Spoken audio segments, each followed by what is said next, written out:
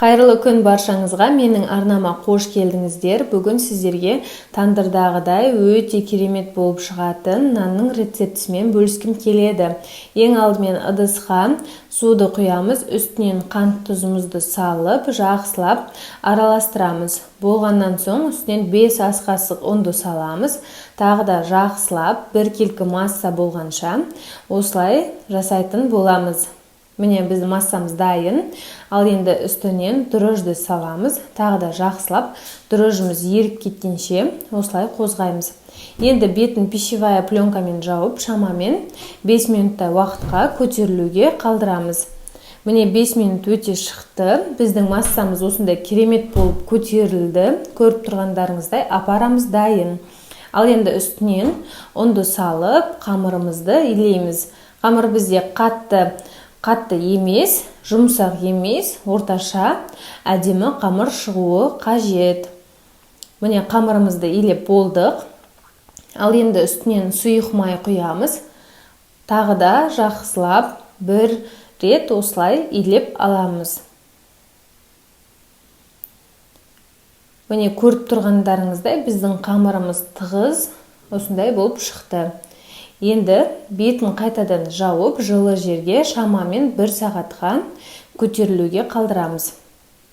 Міне біздің қамырымыз 1 сағаттың ішінде осылай әдемі болып көтеріліп шықты. Енді қамырымызды 2 бөлікке бөлеміз, теңдей етіп. Домалатып, қайтадан формасын келтіреміз. Бетіне сұйық май жағып қойып қоямыз, 10 минуттай уақытқа бетін жауып қалдырамыз. Ол уақытта қазанымызды қыздырамыз. Қазанның астыңғы бөлігін бір жерге қыздырамыз, ал қаппағын екіншісіне қоямыз.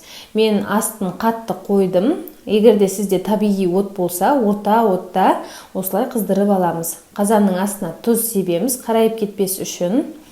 Міне біздің қамырымыз 10 минуттың ішінде тағы да көтеріліп шықты. Енді ортасынан бастап басып, осылай нанның формасын келтіріп аламыз. Шаңышқымен осылай тесікшелер жасаймыз. Нан басқыш бар болса, сонымен жасасаңыз болады. Енді астына жаққанға бізге жұмыртқаның ақ қажет болады. Сары уызын бетіне жағатын боламыз. Осылай нанымызды аударып, ақ жағып шығамыз. Бізде қазанның қаппаға қатты қызып тұрған кезде осы ақ уызбен нанымыз жабысып қалатын болады.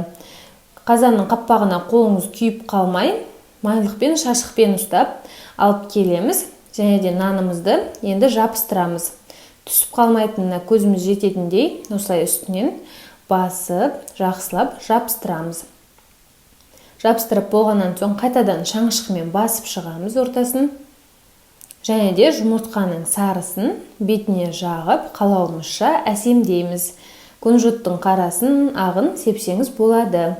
Одан соң қазанға қойып, шамамен 20-25 минут пісіреміз. Мен ровно 25 минут қатты отта пісіріп алдым. Егерде сізде табиғи от болатын болса, орта отқа қойып, 15 минутта пісіріп алсаңыз болады. Ал енді екінші қамырымызды алып, формасын келтіріп дайындап қоямыз.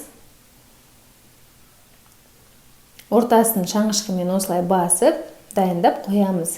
Міне біздің нанымыз осылай әдемі болып көтеріліп пісті. Енді аударып, астын тағы да 10 минут пісіріп аламыз. Міне дайын нандарымыз, осылай астын пышақпен көтеріп аламыз. Міне көріп тұрғандарыңыздай қаппаққа ешқандай жабыспаған нанымыз. Астын жақсы пісірсе, осылай жабыспай әдемі болып шығады. Ал сонымен біздің ыстықтай нанымыз дайын. Осылай кесіп, майымызды жағып, жей берсек болады. Өте керемет болып шықты. Міндетті түрде жасап көріңіз.